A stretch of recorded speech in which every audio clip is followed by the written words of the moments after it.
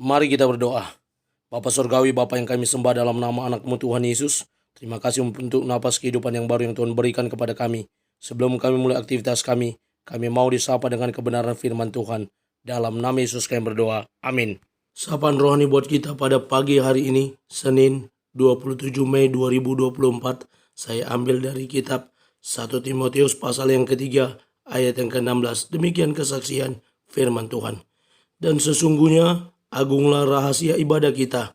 Dia yang telah menyatakan dirinya dalam rupa manusia dibenarkan dalam roh, yang menampakkan dirinya kepada malaikat-malaikat, diberitakan di antara bangsa-bangsa yang tidak mengenal Allah, yang dipercayai di dalam dunia, diangkat dalam kemuliaan.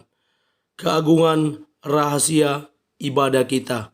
Ibu bapa saudara terkasih dalam nama Tuhan kita Yesus, Paulus kepada Timotius dalam suratnya ini boleh mengingatkan bagaimana sesungguhnya keagungan rahasia ibadah setiap orang percaya kepada Tuhan. Ada hal yang disampaikan kepada Timotius secara spesifik, bagaimana dia sebagai anak muda, sebagai pelayan di tengah-tengah jemaat yang dia pimpin, agar dia dapat mengajak jemaat untuk mengerti, memahami bagaimana keagungan rahasia ibadah itu. Yang pertama, dia yang telah menyatakan dirinya dalam rupa manusia. Dia anak manusia. Dia Yesus Kristus yang telah datang ke dunia ini, yang telah menyatakan dirinya sebagai manusia dan mati untuk menebus dosa-dosa umat manusia. Dia rela ditikam, tertombak di kayu salib.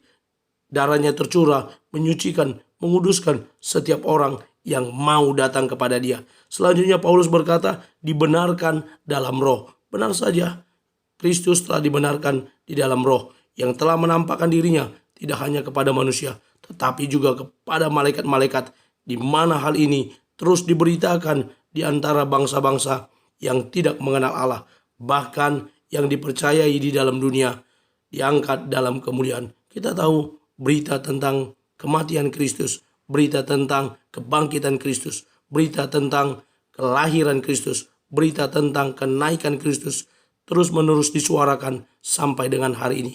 Bahkan itu menjadi berita Injil, itu menjadi kabar baik yang membawa pertobatan bagi banyak orang.